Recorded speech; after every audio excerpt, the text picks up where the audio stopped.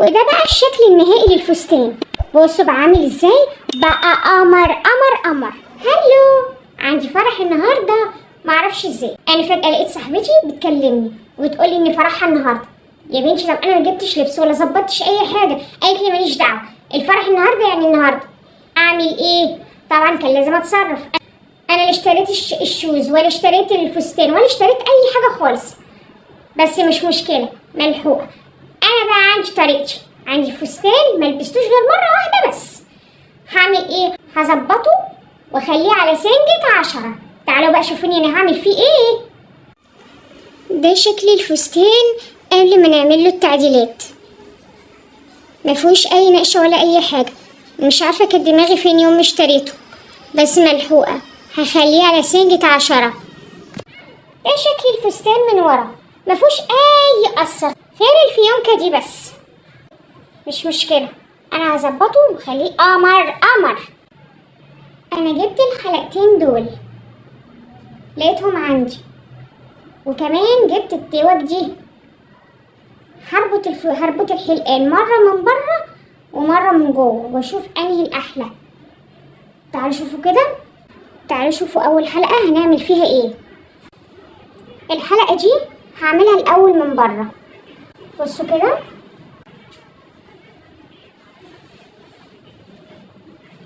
والتوكه هتبقى من جوه.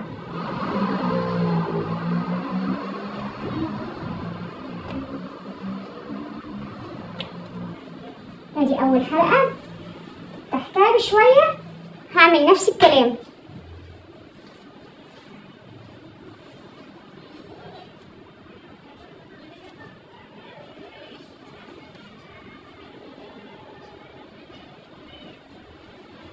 حلقه من بره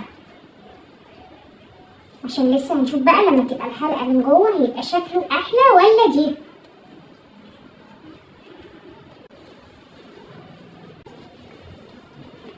ده يبقى شكل الفستان. نجرب بقى من بره، نجرب بقى تبقى الحلقه شكلها ظاهر من بره ونشوف انهي احلى، الشكل ده ولا الشكل التاني. الحلقه اهي هنخليها من جوه عشان يبقى شكلها ظاهر من بره. بصوا كده اهي.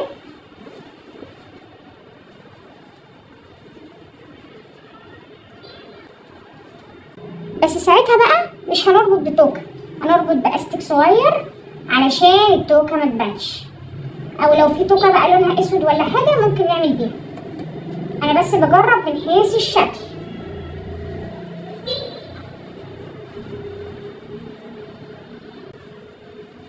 تحتها بشويه.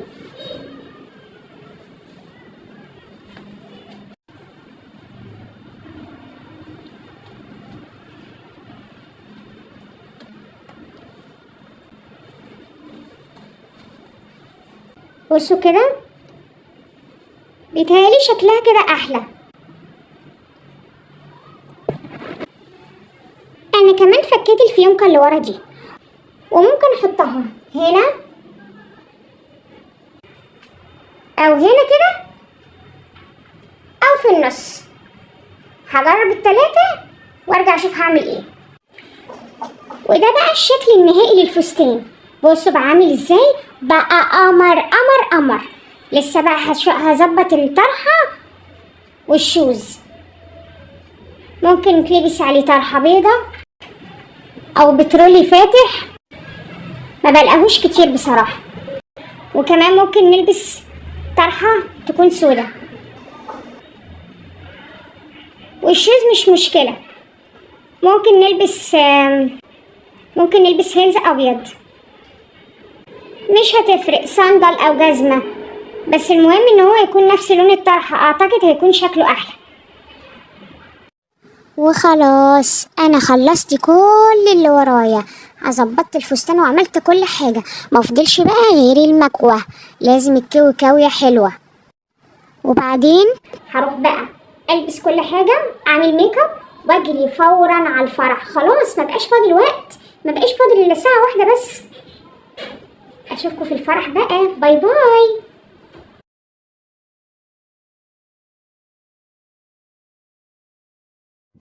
انا لسه جاي الفرح بس للاسف ملحقتوش من اوله. بس هو جميل اوي اوي اوي، القاعة جميلة وشكلها جميل وشيك. الفرح ده فكرني بفرح زمان حضرته. كانت واحدة صاحبتي قررت انها تعمل خطوبتها في الشارع، وبعدين على اساس يعني ان كان في تحت جاردن كبيرة وكان ينفع اوي انها تعمل فيها الفرح بتاعها. عملت الفرح في الجنينة وتمام، وفجأة كانوا اتنين قاعدين معزومين، لقينا فجأة قاموا اتخانقوا مع بعض وقعدوا يزعقوا، وبعدين رجعوا قعدوا تاني، وبعدين قاموا راجعين قايمين يزعقوا، بس المرة دي بقى مش ببقهم، بالكراسي. حدفوا بعض بالكراسي، وكل الناس قامت قايمة محدفة بعض بالكراسي. والفرح اتقلب عركة كبيرة قوي قوي قوي. والعروسة والعريس طبعا جريوا على الشقة وكده وطلعوا فوق عند مامة العروسة وكده. الغريب والعجيب في الحكاية دي ان الراجلين دول اصلا ما كانوش معزومين، دول كانوا معديين، كانوا مخلصين تقريبا شغلهم يعني. والحظ السيء هو اللي خلاهم شافوا الفرح دون وعدوا من المنطقة دي وقاموا قاعدين. بس بلاش نفتكر الفرح دون، خلينا في الفرح ده بتاعنا الجميل القمر ده. دي التورتة شكلها جميل أوي أوي أوي، أول مرة أشوف تورتة مش فوق بعضها، يعني حلزونية كده، بس شكلها كان جميل أوي، عجبتني أوي. المهم صاحبتي العروسة اللي هي فرحها باظ دون قررت انها مش هتعمل فرح تاني. بس طبعا يعني العريس قاعد يتحايل عليها عشان تعمل فرح تاني، لانها تعتبر ما فرحتش، لان ساعتها الكراسي اتكسرت والدنيا اتبهدلت وكان فرح منيل بنيلة. فقررت انها تعملها في قاعة، بس ساعتها فكرت وقالت لا بلاش نعمل في قاعة، ممكن يعني ناخد الفلوس ونروح نعمل رحلة وكده يعني. وانا صراحة يعني انا برجح الرحلات والحاجات دي بتكون احلى، لان الفرح للاسف في ناس بتعجبهم وفي ناس مش بتعجبهم، فمش هتعرف ترضي كل الاذواق. بس انا عن نفسي الفرح دون عجبني اوي اوي اوي. وبرضو اولا واخيرا الفرح ده امكانيات، ناس معاهم فبيقدروا يعملوا فرح وناس مش معاهم فللاسف مش بيقدروا. يوم العروسة اصلا بيبقى يوم متعب اوي، من اول ما العروسة بتصحى بيكون اليوم صعب بجد. عروستنا اصلا صاحبتي دي اصحابي قالولي ان هي ما كلتش طول النهار خالص، ودلوقتي حاولوا انهم يدوها اي عصير او اي حاجة تاكلها بس هي مش راضية خالص، متوترة جدا. ونيجي بقى لأحلى فقرة في الفرح أنا بحبها وبستناها، وهي فقرة التنورة. أنا بحب التنورة قوي، يعني أنا مش عارفة ما شاء الله يعني هو ازاي مش بيدوخ، يعني الواحد جرب أصلا يعملها هيدوخ ودماغه هتلف وحاجة صعبة قوي. وكمان بحب التنورة اللي بتبقى فيها أنوار، بتبقى جميلة ولذيذة. العروسة كانت لابسة جزمة كعبها عالي، وللأسف رجلها وجعتها وقامت قلعتها وغيرت ولبست الشوز. بس أنا رأيي إن الجزمة اللي كعبها عالي مش بتبقى عملية قوي، أنا شايفة إن كوتش عملي أكتر، ينفع في أي مناسبة وينفع كمان للخروج العادي. بس في ناس بيفضل إن هما يلبسوا ويجيبوا دون ويجيبوا دون، بس أنا مش بفضل كده بصراحة. وكمان بشوف ان الفستان اللي بيبقى لونه فضي بيكون احلى قوي قوي قوي من الفستان الابيض، يعني بيكون اللون سيلفر ومليان خرز كده وحاجات، بيكون احلى الف مرة انا من وجهة نظري. لما نزلنا انا وصاحبتي عشان نتفرج على الفساتين قابلتنا فساتين بيضة جميلة قوي بصراحة، بس انا كمان بفضل ان البوكيه ميبقاش لونه ابيض لون الفستان، يتهيألي لو كان مثلا لونه احمر او احمر في ابيض هيبقى شكله اشيك.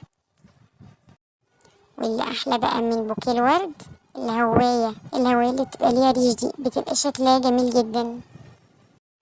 وكمان من القاعات اللي بتكون جميلة القاعات اللي بيكون على البسين، بتبقى فظيعة فظيعة، بس طبعا علشان مشكلة الأطفال الصغيرين فمش كل الناس بتفضلها يعني، بس على قد ما اليوم بيكون متعب بس في النهاية بصراحة بيكون يوم جميل جدا.